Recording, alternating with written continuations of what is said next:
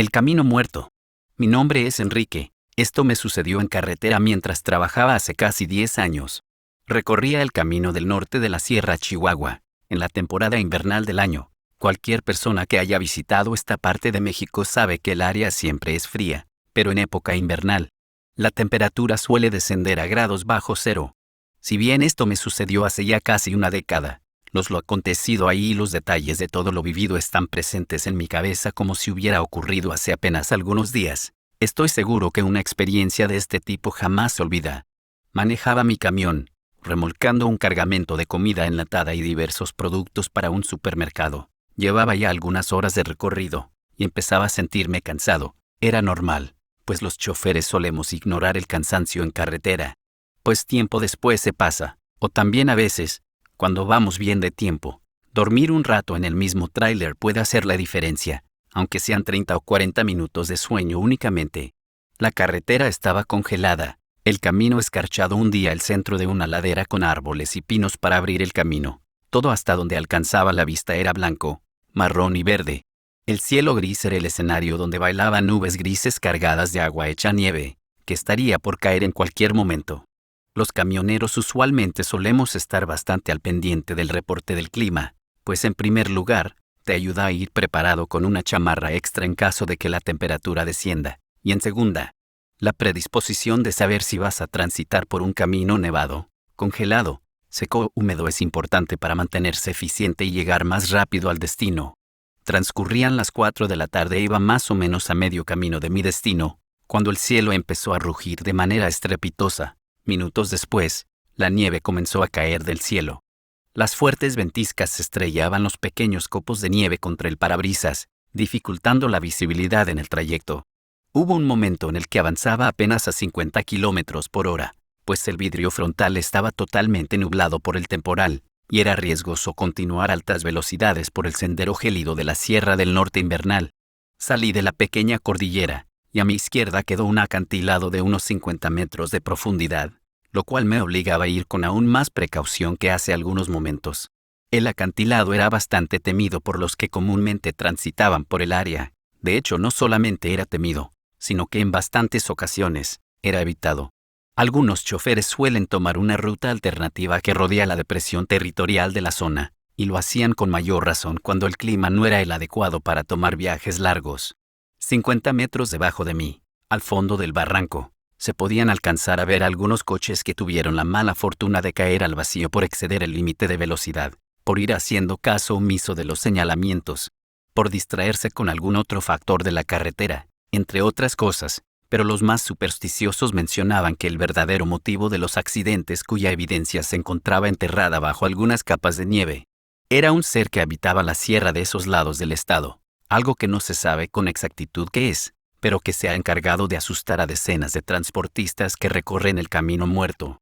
Camino Muerto era el nombre que poco a poco se fue ganando este tramo del kilómetro 47, no solamente porque no hubiera nada a kilómetros a la redonda, ni por los cadáveres de los coches que eran vestigios de antiguas tragedias, tampoco por las bajas temperaturas, historias de terror como Cementerio Maldito, historia de terroraturas que podían congelar en seco a la flora e incluso la fauna local, sino por el extraño y bizarro rumor que le recorre. El de un monstruo que ronda el lugar, pendiente de lo que sea que pase por allí, sea un animal o una persona. La criatura, según cuentan, se desplaza a grandes velocidades por el terreno nevado, galopando en sus 4 extremidades, a veces, utilizando la copa de los árboles para desplazarse mejor y llegar más rápido a sus presas. La apariencia de este ser es desconocida. Algunos dicen que es parecido a un primate no evolucionado, algo así como el eslabón perdido del que hablan algunas conspiraciones en libros y códices. Otros aseguran que se asemeja más a un ser alienígena, con espinas en su espina dorsal y grandes, largas y afiladas garras que fácilmente podrían rebanar una lámina de metal macizo.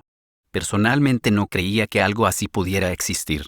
Pensaba que el origen de esos mitos eran animales salvajes comunes, y por lo lejano del territorio a la civilización, se había hecho el efecto de bola de nieve, nunca mejor dicho, sobre un animal misterioso que recorría la Sierra Nevada. Debido a mi escepticismo no di el rodeo habitual que dan los demás camioneros, pero eso no significaba que tuviera menos cuidado al transitar el sendero, pues el peligro era real, para mí. no el de un ser sobrenatural nunca antes estudiado por el hombre, sino el de algún animal salvaje, pues habían motivos de sobra para saber esto. Hace 3 meses encontraron el camión de Ricardo, un veterano de los caminos a tráiler, varado, exactamente a la mitad del kilómetro 47, entre la nieve y algunas ramas caídas. Había un rastro de sangre que se hacía aún más notorio por la abundante materia acuosa congelada que cubría el camino, así que las autoridades policiales no batallaron para dar con el final del rastro rojizo. Ahí se encontraba Ricardo. Una parte de su cuerpo estaba tendida en el suelo, la otra, en la copa de uno de los árboles colgando. Es difícil de explicar, pero voy a intentarlo. Se supo que la policía dio con los restos del desafortunado hombre, pero su piel estaba separada del resto de lo que era su constitución física. Esta yacía tendida en el suelo, empapada en su propia sangre. Arriba, en lo alto del árbol, los músculos rojizos y aún calientes del sujeto colgaban inertes, como si hubiera sido estratégicamente colocado allí, como un trofeo de caza. No se supo qué fue lo que acabó con la vida de Ricardo. De hecho, las averiguaciones continúan, pero el hecho le dio rienda suelta a las teorías sobre el temido monstruo que mencionan. Habita por estos desolados lugares.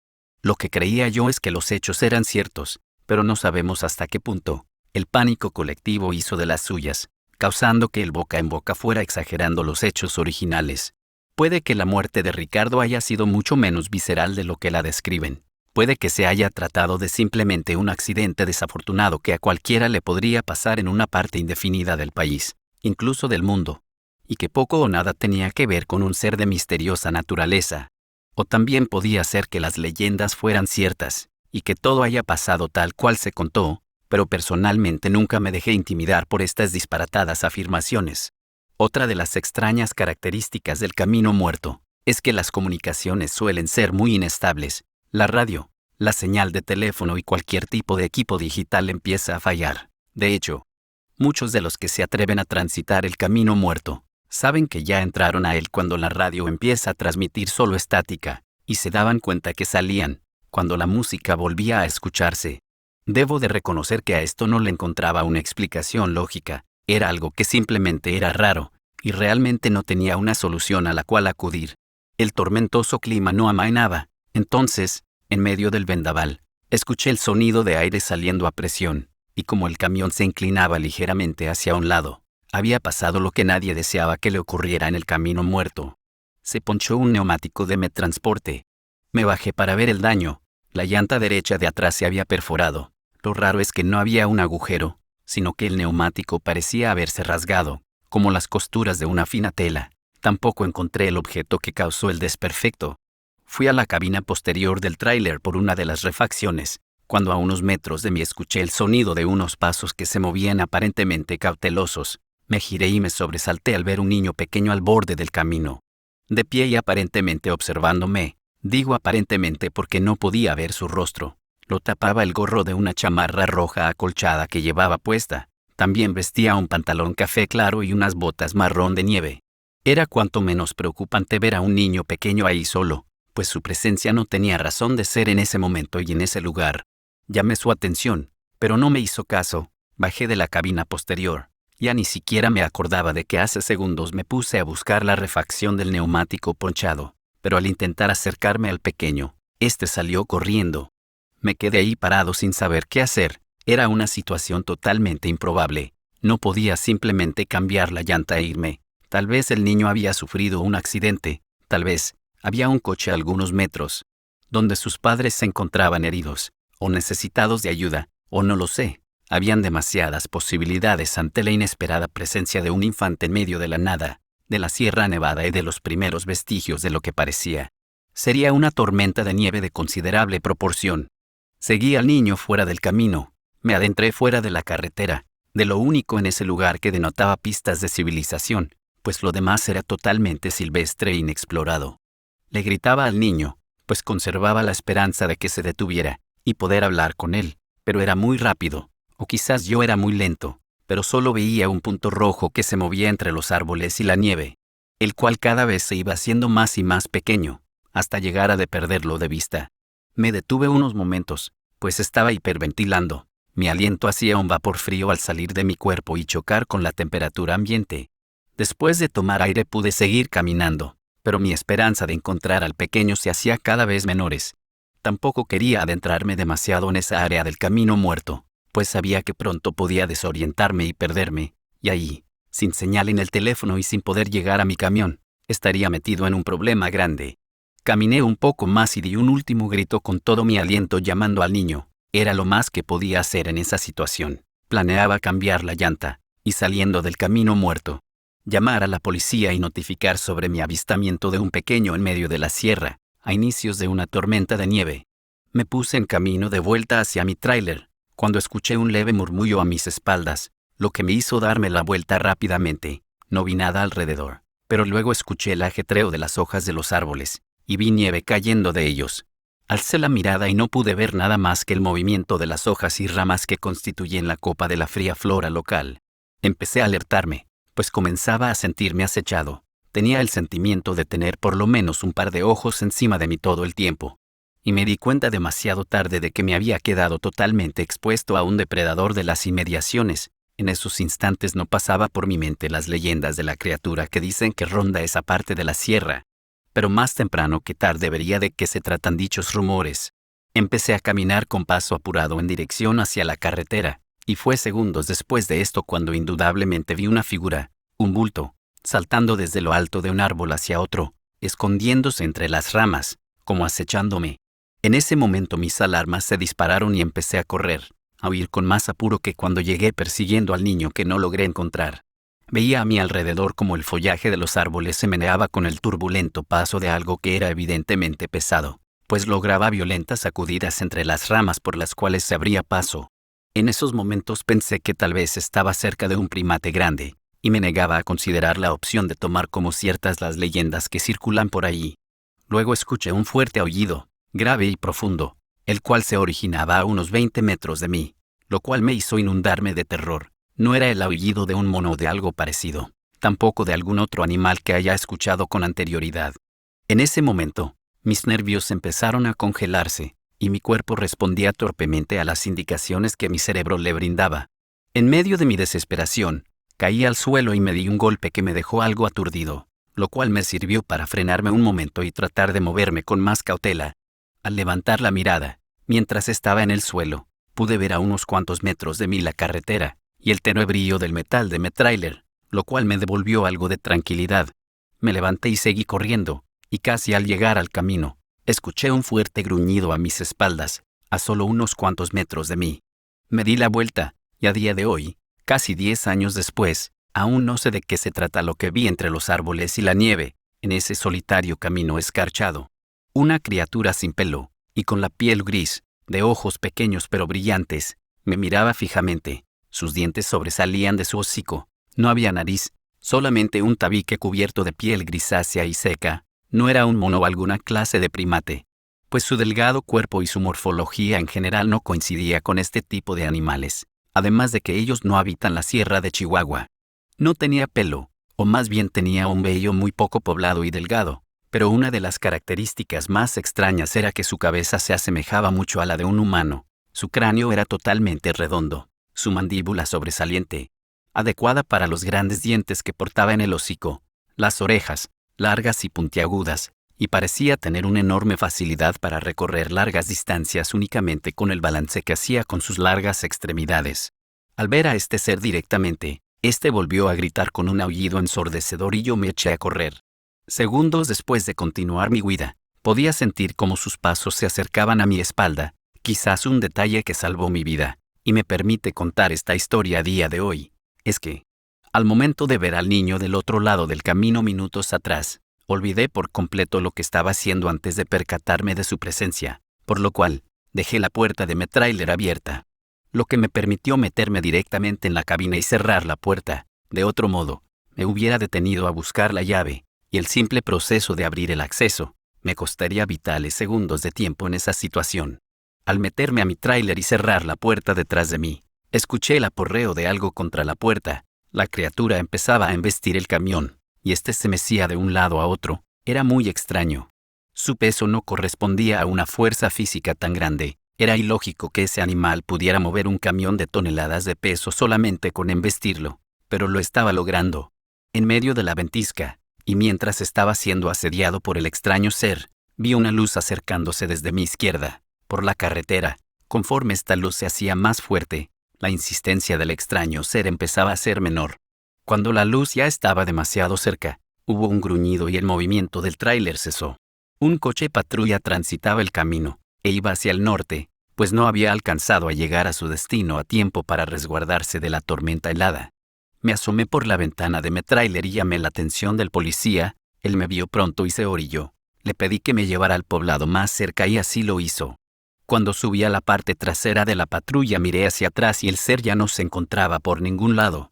Fue como si hubiera desaparecido. Aunque la visibilidad del entorno era limitada debido a la tormenta, lo que alcancé a ver fue un pequeño punto rojo, el cual no estoy seguro si es lo que creo que era, pues pronto volvió a desaparecer.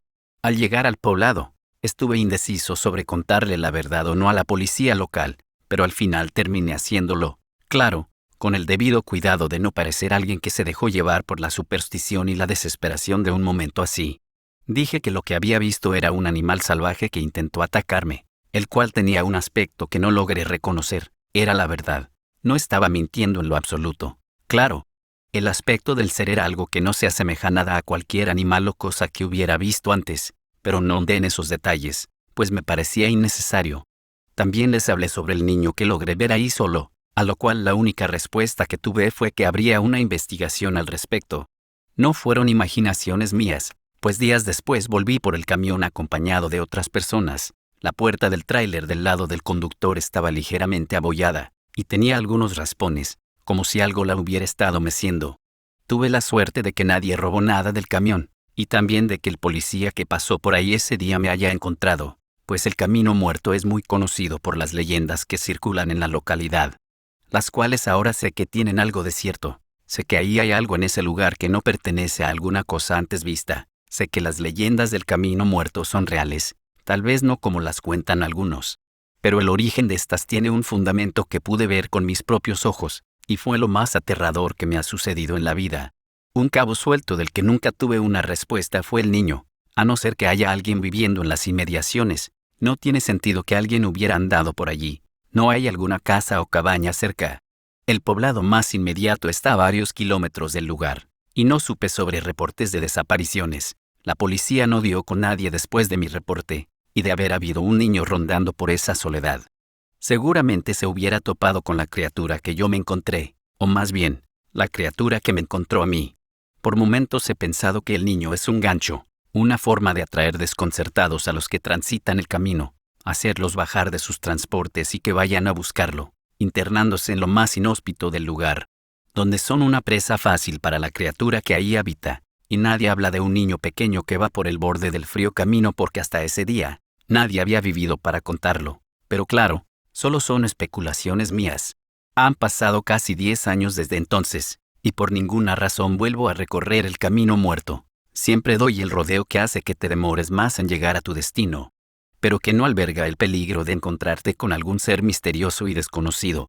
Tampoco me encargué de difundir mi experiencia entre mis compañeros de camino, pues la fama del lugar ya era suficiente, y poco o nada contribuiría a mi relato a lo que ya se cuenta. Me daba miedo también que la gente empezara a creer que mi cordura se estaba deteriorando, pero hoy me atreví a narrar esta experiencia, poco antes de que se cumpla una década de lo que viví allí, en el Camino Muerto.